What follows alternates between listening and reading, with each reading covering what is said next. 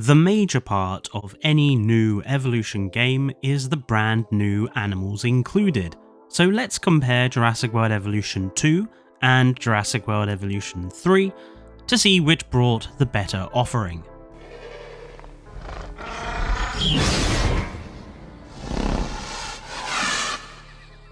Welcome back to the channel. Both Jurassic World Evolution 2 and Evolution 3 brought a raft of brand new animals to the in-game roster that we'd never seen before. However, I'm not 100% sure that Evolution 3's new additions were that good. So I've decided to compare the two games to each other in terms of their roster additions. Now obviously Jurassic World Evolution 2 has the advantage given the lagoons and aviary animals that were brand new to Evolution 1's roster. So to make it fairer, I'm only going to look at the Evolution 2 animals that were brand new and land based, and its deluxe edition creatures, and then compare those to Evolution 3's brand new animals and deluxe edition creatures. We're going to look at the animals' designs, their skins, their animation quality, and what they bring to the game to decide which game had the better animals. Let's start with Evolution 2.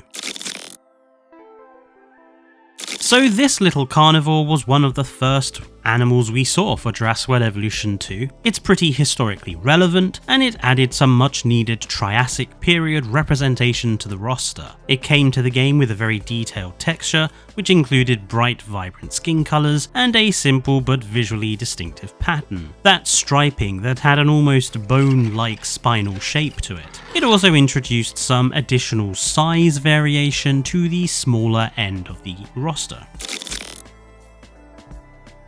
While it added yet another medium-sized carnivore to the extensive list we already had, the Cryolophosaurus was at least visually distinct with its unusual crest and its rather ornate skin patterning. It came with a rather nice social animation, and the fact it's one of the few dinosaurs that come from Antarctica made it interesting as a dinosaur. Another medium-sized carnivore, the Kinjao, was very colourful and vibrant, its colours making it stand out from the other similar-sized creatures we had in game. In a way, I always viewed this as a more colourful alternative to the Albertosaurus. Probably my favourite species from the whole of Jurassic World Evolution 2, this guy was a really good animal to introduce. It had a visually distinctive look with those spines that made it stand out, and it added another smaller variety of sauropod which gave us diversity. It had a very cute social animation and decent yet simple skin choices that ranged from dull colours to brighter ones. Overall, it was just a very good animal. Right, so those were all the base game animals. Now let's look at the deluxe edition. Obviously, Hwango was a returning Jurassic World Evolution 1 animal, so that leaves us 4 brand new animals to look at.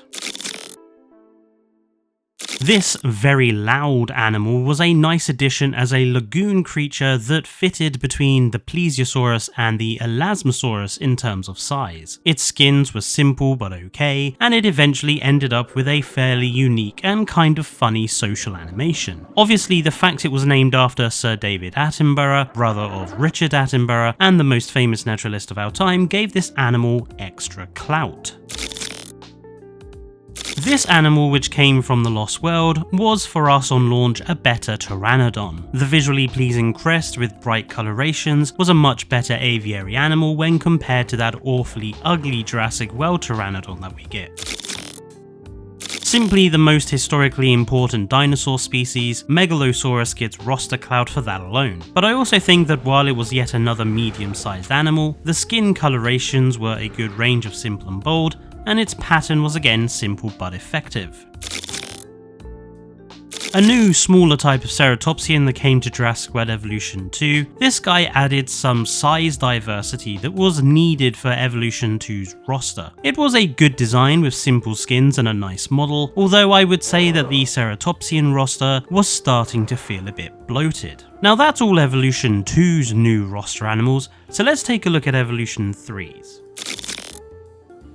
The first of the animals we ever saw for Evolution 3, the Lokiceratops was hands down one of the best looking ceratopsians we'd seen in a while. Its unique body shape and frill horns, coupled with that high skin resolution and colourful patterns and skins, made it really stand out. The sexual dimorphism was well done with changes to the horns and the frill horns, and they had fairly okay social animation. Overall, just a great new ceratopsian.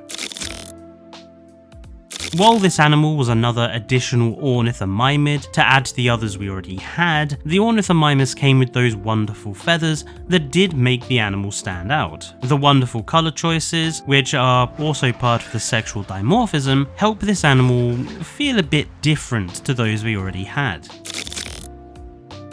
One of the cute new additions to Jurassic World Evolution 3, the taco adds another small creature to the roster. While small animals are still hampered by the limited display options for them, the size diversity is always appreciated. The animal is a fan favourite, which gives it roster clout, and the patterns are simple but good. Sexual dimorphism is done through some colours on the face and the length of the quills, which works fine. The only new pterosaur that came to the game, this animal can be considered an improved Tapejara. The feathers as well as the bright vibrant colours make this pterosaur look very nice, even if it is very similar to Tapejara. Sexual dimorphism is shown through changes to the crest and colours, which is fairly well done. And obviously all Jurassic World Evolution 3's pterosaurs benefit from the ability to walk around, which they never had in Evolution 2. So those were the base game animals, now let's look at the deluxe edition. Editing Fletcher here, so I might have completely forgotten about Patago Titan when I was doing the video script, which says a lot about that particular sauropod if I was able to totally forget about it, but here's the Patago Titan. It's another very large sauropod, sexual dimorphism through the length of the quills on the back of the head, and through coloration on the head and the wattle. The females are the same size as the males, they just don't have as much of a pronounced spines on the back of the neck. The colours are okay, and I think the pattern's a bit dull, but I think you could say that for all of the sauropods that are in Evolution 3, apart from perhaps the Brachiosaurus. And the social animation is fine, it's alright. Nothing to write home about. Now, the Concavinator and the Thanatos Draken were returning Evolution 2 animals, so those are discounted. That leaves us two creatures. Essentially a better Proceratosaurus, the Guanlong is this wonderfully feathered smaller carnivore. It has very vibrant decorative skin patterns and colours that really make this guy stand out, as well as some great sexual dimorphism that's driven through the colours on the crest and the body. One of the more historically relevant dinosaurs added, the Protoceratops is one of those animals we've wanted for a long time. Its design and skins are fairly simple but well done, with its sexual dimorphism altering the length of the quills on the rump of the animal and changing the pattern of the frill. It also added additional size diversity to the Ceratopsian roster, even if that roster is now looking a bit more bloated than ever before. So looking at the two games, Evolution 2 added 8 new animals to us on launch compared to the 6 that Evolution 3 introduced. It's not much of a difference, and it should be worth noting that Evolution 3's animals come with family units, which is clearly more work than just the base animals alone in Evolution 2. However, when you look at the animals themselves, I think it's clear which game had the better species. Looking at Evolution 2, a number of their animals added distinct necessary size or visual diversity to the game. They also introduced new animals to all aspects of the game, including the lagoons. While the Megalosaurus, Cryolophosaurus and the Qianzhaosaurus were all medium carnivores, which is a bloated roster grouping, I would argue that the three of them brought different elements, certainly in terms of skins and coloration. I also think the fact that most of the animals were all fairly big, apart from the Coelophysis, is also relevant, as it makes the new dinosaurs feel more worth it, especially if you're paying for them. Evolution 3 has some good new additions, like the Lokiceratops that brought vibrancy to the roster. However, there was nothing as important as the Amargasaurus in my eyes. Perhaps the Ornithomimus, thanks to its feathers, feathers, but Amargasaurus I feel did multiple things with its introduction. It added size diversity, it was visually distinctive, it had cute social animation. Ornithomimus is visually distinctive, but that's all.